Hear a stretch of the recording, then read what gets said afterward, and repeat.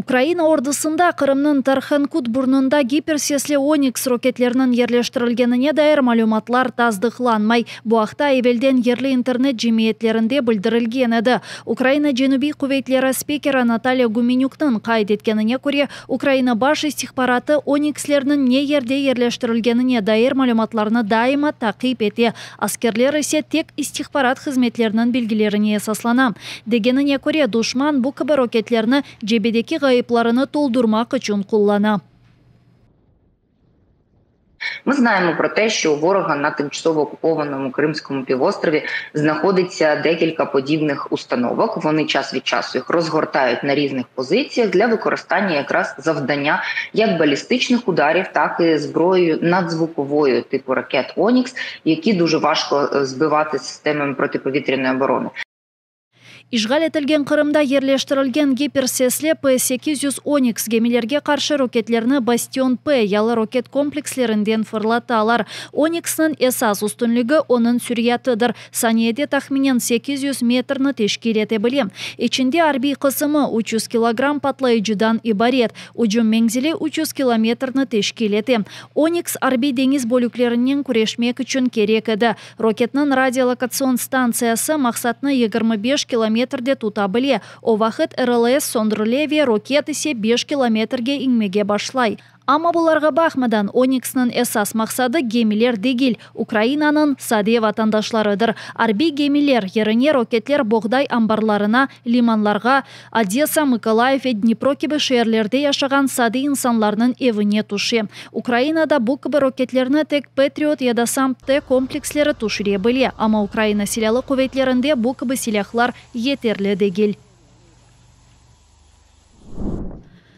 Ең аз 41 Украина ватандашыны Қырым татар батальонында иштирак еткені үшін тақип етелер. Олардан 17 кешіні ишғал етілген Қырымда туттылар. 6-сына енді апиз жазасы берілді. Бұл Қырым татар ресурс мерkezінің яйынлығаны малюматларда көріне. Да 24 инсанны аққорчалайжыларының малюматларына көре рус кувейчілері Херсон вилетінің ишғал етілген топрақларында туттылар. Номан Челебиджихан адына таборда иштирак үшін уйдырылған дава бойынша инсанларны бұйық жең башлағанындан соңра tutmağa başladılar. 4 март күні işgalciler Херсон регионал мeclis reisinin muavini Нариман Сейдалиевны tuttu. Bundan sonra da Ukrayna deniz kuvvetlerinin Slavutich gemisinin sabık kapitanı Alexey Kisilyovны. Bu ve diğer Ukrayna vatandaşlarını Ahmejjet'nin 2. hapishanesine zornen alıp kettiler. Alıngan malumatlarga göre bir çoğuna şahatlık etmeleri için işkence yapıldı. Ruslarının bu dava boyunca kabahatlavlarının esassızlığını göstergen daha bir nokta şu.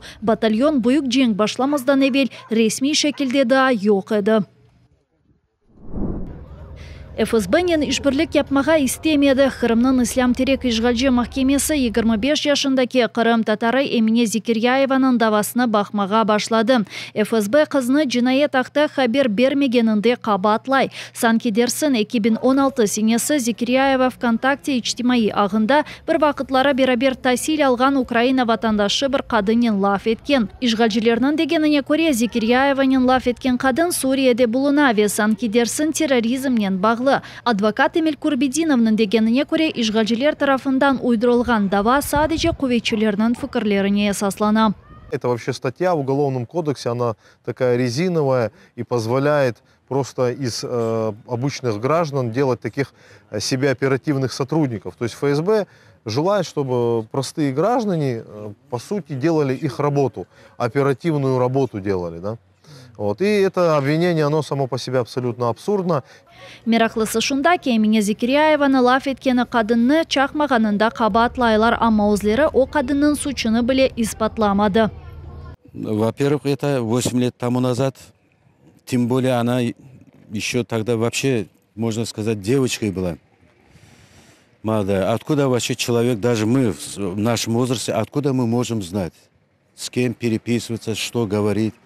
Мы не можем об этом знать, и на каждого. В таком случае мы должны каждый день на кого-то доносить. Это как-то не укладывается в наши умы. Кечкенсене 7 август күні Рус işgalci kuvvetçileri eski Kırım'da 25 yaşındaki Emine Zekeriyayevanın evine tintuvnen basıp kırdı. Bir şey tapmasalar da kızga karşı cinayi dava açkanlarını bildirdiler.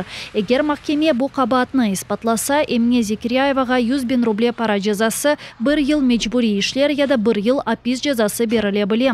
Bundan evvel FSB'nin bu gibi çakmaganları için esassız kabahatlavları sebebinden Ridvan Umerov, Ayder Kadyrov, Ayder Ablakimov ve Enver Topçuga cezalar berilgen edi.